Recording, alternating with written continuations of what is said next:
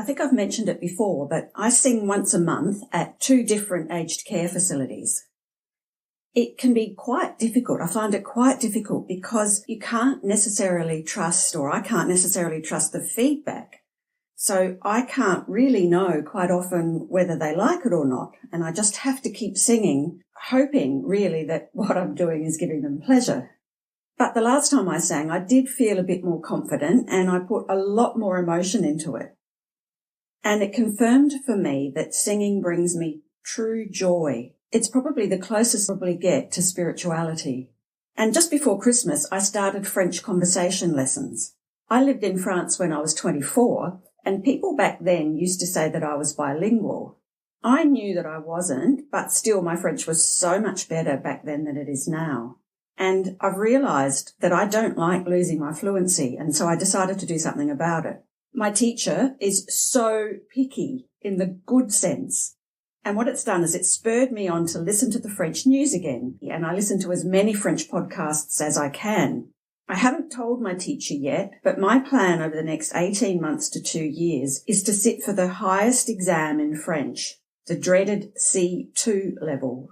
It's the one where you're as close to a native speaker as you're ever going to get as a foreigner, so you can imagine how hard it is to pass.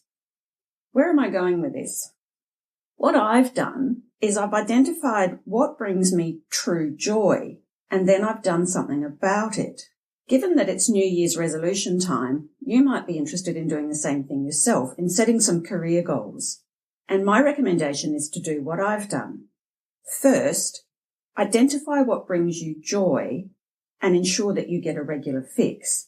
Second, have a self-development plan that stretches you, even though it may take quite a while to come into effect.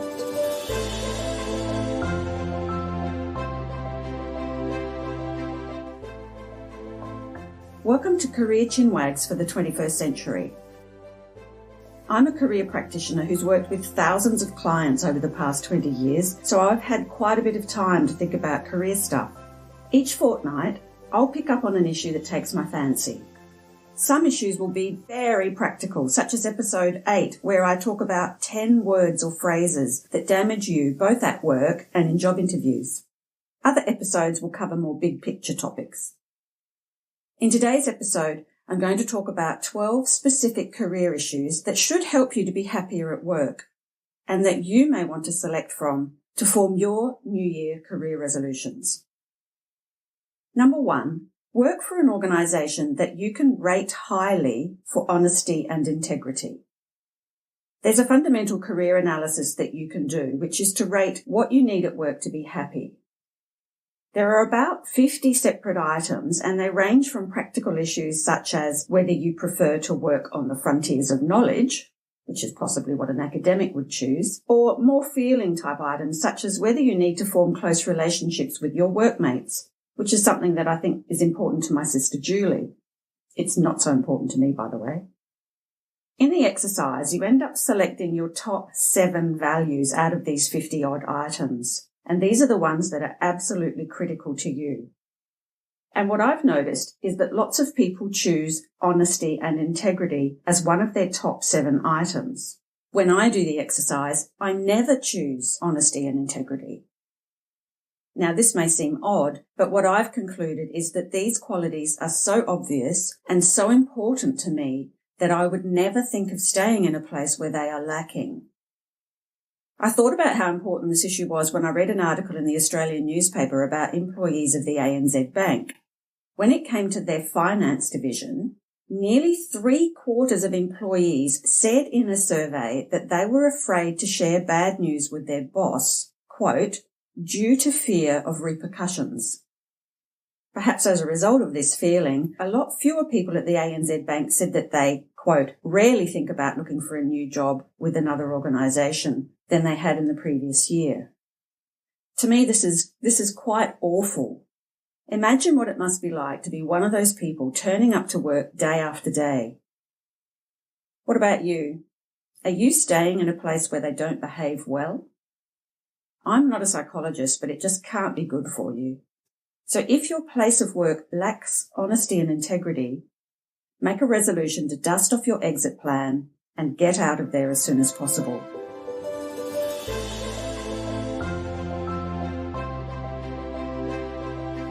Number 2, fix up your resume. There was a scandal in Adelaide last year about the way one of our government departments hired someone for the state's top IT job. Now, if you ever wanted proof of how important a resume is, this is it. The powers that be at that department selected just 3 people to interview from 66 applications based, quote, purely on CVs. Unfortunately for the department, the woman they hired turned out to be a fraud. But that's not the point I'm making here. Would your resume have landed you in that top 3 pile? If not, January is a great time to work on it. You're probably back at work, but you're probably not doing your normal tasks. Why not make a resolution to research what a great resume looks like in your country and in your field of work and get started? Number 3, update your LinkedIn photo. The defence lawyer of the woman in the case I just spoke about apparently stated that the department staff should have realised she was suffering from a mental illness. The lawyer said you just had to look at her LinkedIn profile because she had superimposed the photo of a famous model on her LinkedIn profile. Presumably the staff at the department didn't check the applicant on LinkedIn, but if so, they are extremely unusual. Everybody checks you out on LinkedIn when you apply for a job. So what does your photo say about you? And the theory is it should make you look both likeable and professional. This is such an easy resolution to tick off your list. Even if you can't afford a professional photographer, research advice about whether to stick that chin out or not. Take about 20 or so photographs. One of them should be good enough. Number 4, rate your soft skills. Time and time again, I recommend to clients that when they're negotiating their salary in their new job, that they ask for an executive coaching program. Most people are surprised when I mention it. Most of them don't currently have an executive coach, and most of them don't seem to know much about it. Soft skills are actually the hard skills, and the days of command and control are long gone. How well do you think your fellow staff members would rate you on a 360-degree feedback analysis? If you've got any doubts, think about some executive coaching. But it's not just for people who need to, inverted commas, fix themselves up. I used to offer this service and I called it making the best better. So it's not necessarily remedial. And there's heaps of research about how top organisations around the world implement this very expensive program with their top talent because they want them to develop even further. If you already have a coach, I recommend you change to somebody new after about 18 months or so, because the danger of staying with the same person is that it starts to turn into a same talk fest. Somebody new will have a different perspective and they'll inevitably focus on different aspects. So make a resolution to put your hand up at your current organisation for some executive coaching.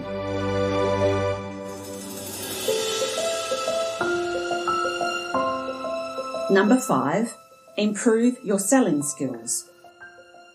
My least favourite work is helping people to perform better at interviews. I find I spend most of the session quite worried because I have to make a constant assessment about whether or not to alert my client about an error that they're making.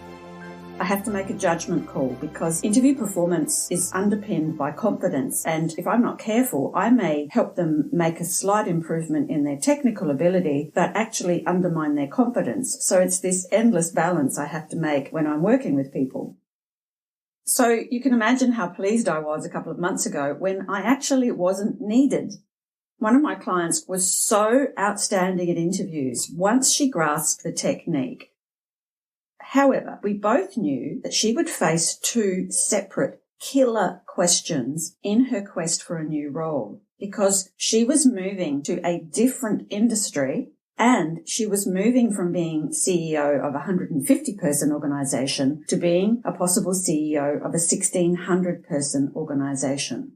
So we took ourselves off to a coffee shop and we plotted a strong response to both of those issues. So one is, why should we hire you? You don't have experience of our industry. And why should we hire you? You haven't led large teams. We plotted a response in a very detailed way. And the message I think I'm making here is, even if you're very good at interviews, there's no harm in being better. How well would you answer ordinary interview questions, let alone a killer one? So for goodness sakes, make a New Year's resolution to invest your time and energy in improving what is the career equivalent of a life skill. Number 6, review your need for your boss's friendship. One of the most interesting articles I read last year took the view that there was no moral requirement for your boss to like you, and that you should basically get over it if he or she doesn't.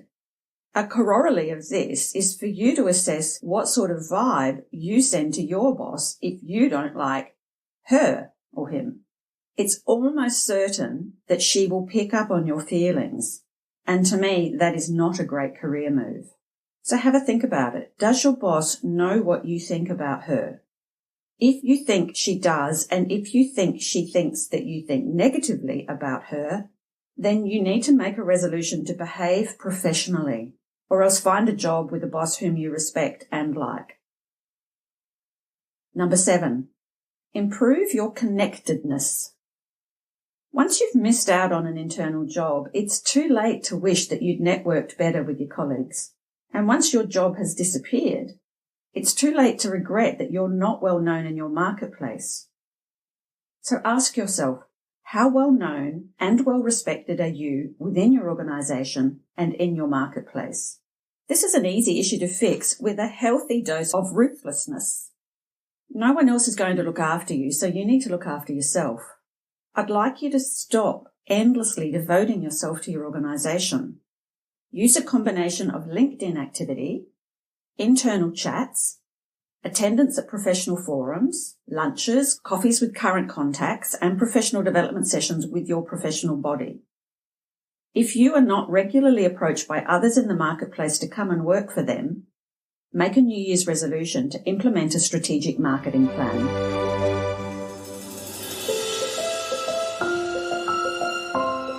Number 8.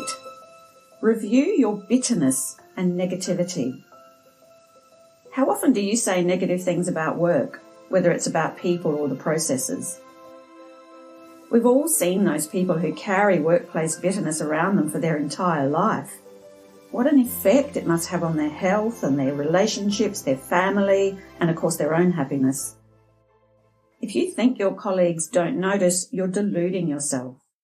Even if they agree with you, they don't really want to be around you, and you're likely to be the very first person selected to go in any restructure. So what's your workplace happiness score?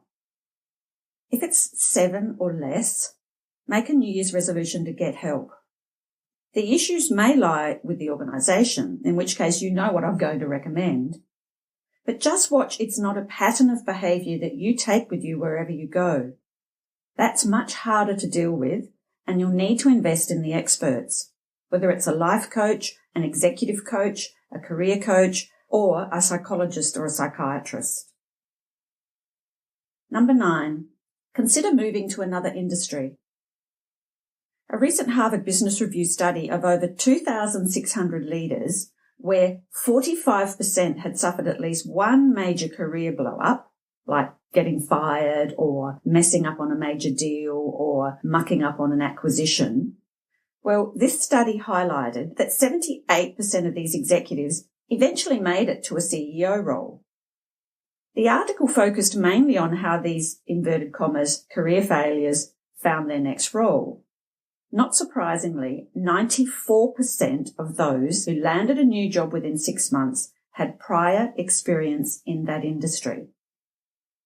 The message here is that you would be well advised to get experience across 2 to 3 different industries very early in your career, so that if you want to move on, you've got multiple industries to rebound in rather than being pigeonholed into the one industry. How many sectors do you have under your belt? If it's just the one, then take note that it's very dangerous and make a New Year's resolution to pick up some skills in a related industry, which is by far, of course, the easiest way of moving from your current industry. Number 10, respect your suppliers. There's a famous book by Frederick Reichhold called The Loyalty Effect, And it took the position that truly great organisations treat three groups of people well. Customers, and I suppose you're not surprised by that. Employees, and again, that's pretty obvious. But the third group he added was suppliers. From an organisation's point of view, it makes sense, but there are benefits for you as an individual too. New jobs will often emerge from your current suppliers. They know other organisations in your sector and they can act as a conduit to a new job. If they know, like and respect you, they will help you. And many of my clients have picked up work from suppliers once they'd lost their current role. What would your suppliers say about you? If you think your score would be less than 8 out of 10, make a New Year's resolution to do something about it.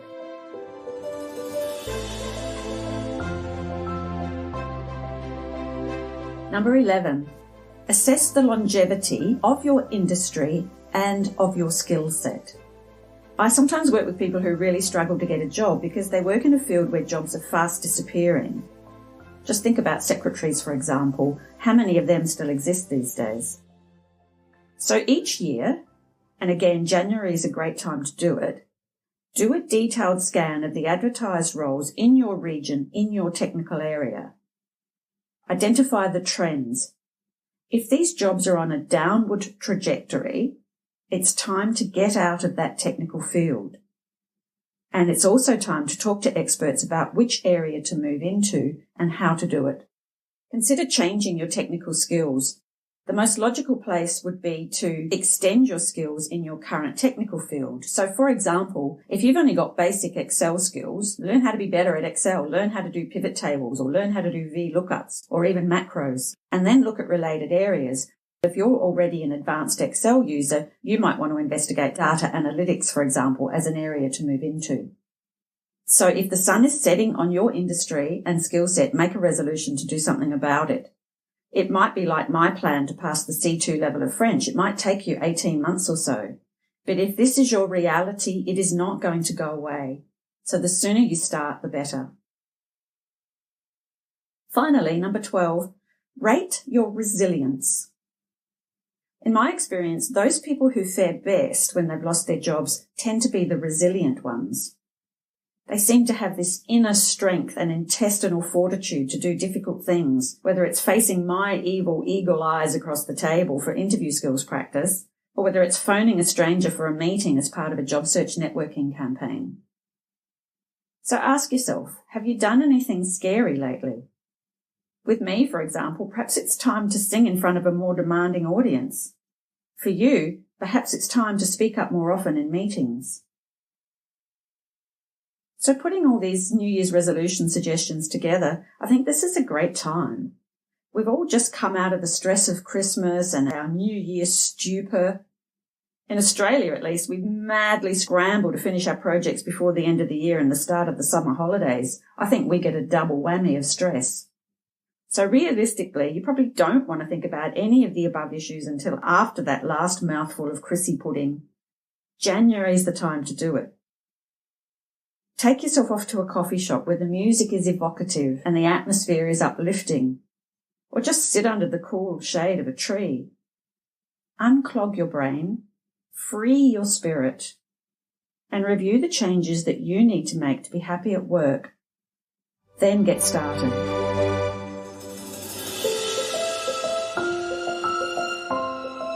Thanks for listening to this podcast.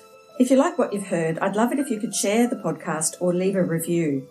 At this stage, I'm still doing a podcast every fortnight, and next episode, I'm going to turn the tables on you hiring managers because I'm going to talk about how great candidates are possibly judging you and your recruitment processes. Remember, if you want to review what we've talked about, check out the full show notes at careerconsult.com.au. There you'll find a full article on the topic, an infographic perhaps, or maybe a video that summarises the different elements, and there'll be links to any tools or resources that I've pointed out. I'll repeat that, careerconsult.com.au. And I do a mail out once a fortnight of a video, a blog, or an infographic. If you're interested, you'll find a sign-up form on the website. This year more than ever, let's end with a hashtag. Hashtag, why not be happy at work?